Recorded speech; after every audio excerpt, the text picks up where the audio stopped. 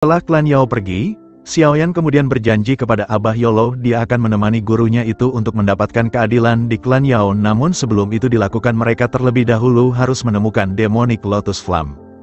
Setelah berkata demikian tiba-tiba saja ruang di sekitar mereka berfluktuasi mengeluarkan kabut darah tebal. Di dalam kabut tersebut ada 3 orang berada di sana yang tidak lain mereka berasal dari klan Aula Jiwa. Orang yang di tengah bernama Hun Miseng, pemimpin Aula Jiwa, sementara di sebelah kanannya dia wakil pemimpin Aula Jiwa. Dan yang di sebelah kiri bernama Hun Feng, dia adalah patriark muda dari klan Hun. Melihat kedatangannya Suner yang berada di sisi Xiaoyan memperingatinya untuk berhati-hati sambil memandangi ketiga orang tersebut. Xiaoyan berkata agar Suner tidak perlu khawatir, dia masih bisa tenang menghadapi situasi semacam ini. Hun Feng kemudian berkata kepada wakil pemimpin Aula Jiwa yang berada di sampingnya, jadi dia adalah Xiaoyan yang telah membuat Aula Jiwa kalah. Wakil pemimpin berkata patriark muda pasti bercanda. Waktu itu dia hanya beruntung dan berhasil melarikan diri, namun saat ini dengan adanya pemimpin di sampingmu kau pasti akan menang.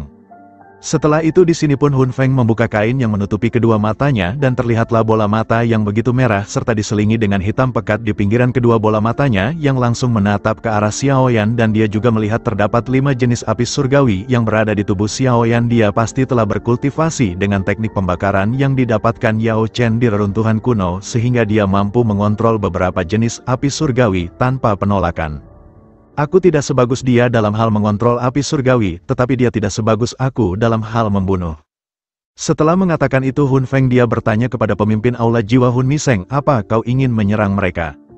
Sembari membalikan badannya Hun Miseng mengatakan, kenapa harus menyerang orang yang sekarat, lebih baik kita pergi saja, tunggu kita mendapatkan api Demonic Lotus baru kita akan menghadapi mereka. Setelah itu mereka pun akhirnya pergi. Xiaoyan melihat kepergian mereka menjadi sedikit tenang. Bagaimanapun jika mereka bertarung pasti mereka tidak akan bisa melawan ketiga orang kuat itu, level mereka sangat jauh. Setelah ketiga orang kuat itu menjauh, ketua Gunanhe menghampiri Xiaoyan dan mengatakan, Xiaoyan jangan terlalu gugup, Hun Miseng tidak akan bisa menyerang selama ada kami di sini. Lagi pula dulu ada perjanjian kuno antara suku kuno. Seorang yang memiliki kekuatan di atas Douseng bintang 5 tidak boleh seenaknya menyerang seseorang.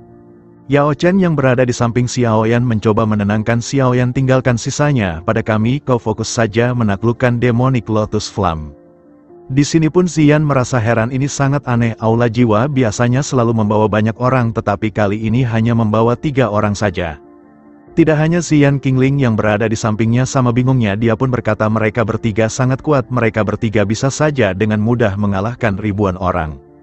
Melihat keduanya kebingungan, Gunanhe mengatakan kepada mereka masih sangat sedikit informasi purifying Demonic Lotus Flame, jadi generasi muda seperti kalian pasti tidak tahu, jadi akan aku jelaskan.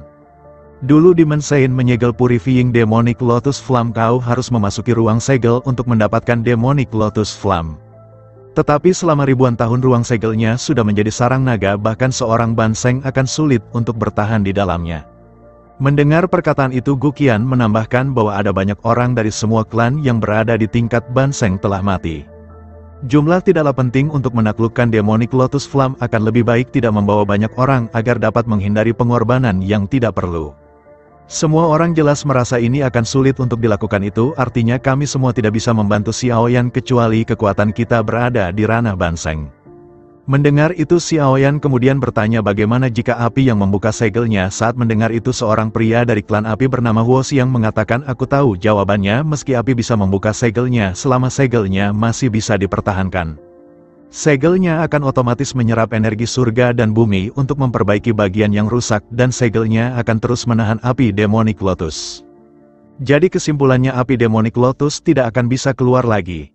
Jelas saja Xiaoyan mendengar itu menjadi bersemangat, dia pun kemudian bertanya, jadi kita hanya perlu menunggu saat dimana segelnya berada di kondisi antara rusak dan memulihkan diri. Tepat sekali momen saat api Demonic Lotus rusak dan kehilangan kekuatannya adalah waktu yang tepat. Setelah perbincangan terus berjalan, tiba-tiba saja dari arah bukit yang tidak jauh dari mereka mengeluarkan ledakan yang besar, membuat semua orang bisa mengetahui bahwa ledakan tersebut disebabkan karena segel api Demonic Lotus telah rusak. Beberapa ahli dari berbagai sekte bergegas menuju ke tempat ledakan terjadi, salah satunya adalah klan Aula Jiwa, klan Api, dan beberapa sekte lainnya. Sebelum berangkat Yao Chen mengatakan kepada Mu Qingluan, kalian sebaiknya kembali ke aliansi dan berjaga dengan baik, tunggu kabar dari kami. Setelah itu mereka pun akhirnya beramai-ramai ikut juga untuk memperebutkan api demonik Lot